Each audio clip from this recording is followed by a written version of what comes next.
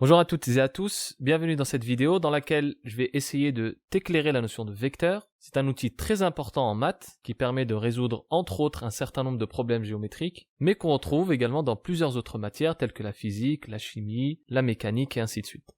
On y va, donc on commence directement par la définition. On définit un vecteur de la manière suivante. Je prends un point A que je vais déplacer de façon rectiligne vers un autre point que je vais appeler A'.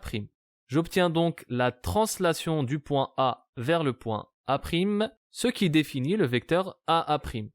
Il est noté avec une flèche, et attention, la flèche, elle va de la gauche vers la droite, et non le contraire.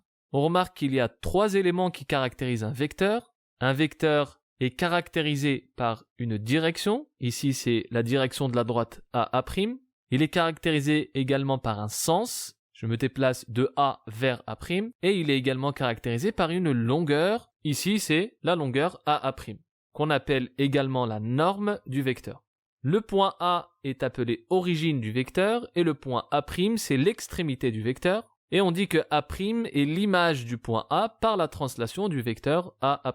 Alors, des exemples de la vie courante très classiques dans lesquels on retrouve les vecteurs, un ascenseur qui se déplace selon une direction, ici c'est la direction verticale, un sens, donc c'est soit de haut en bas, soit de bas en haut, et sur une distance donc d'un étage à un autre. Il y a aussi l'exemple de l'escalator ou du télésiège, et ainsi de suite.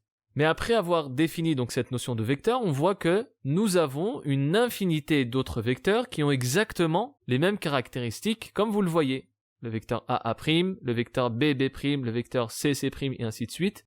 Ils ont exactement les mêmes caractéristiques, c'est-à-dire même direction, même sens et même longueur.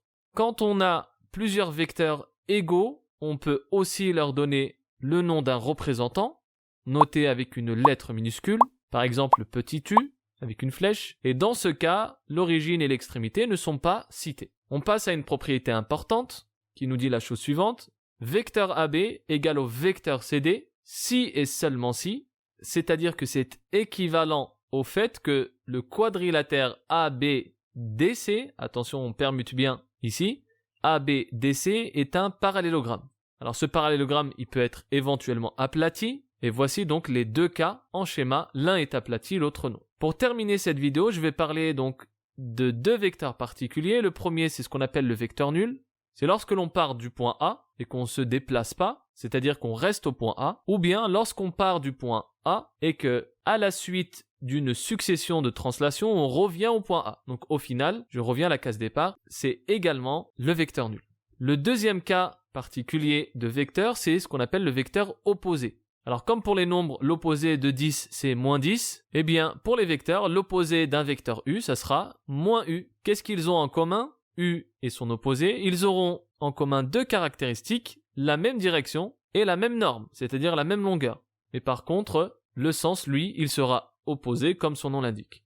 Voilà donc cette première partie. Dans la prochaine vidéo, nous allons évoquer la notion de coordonnées de vecteurs. N'hésitez pas si vous avez des questions à les poser en commentaire et je vous dis à bientôt.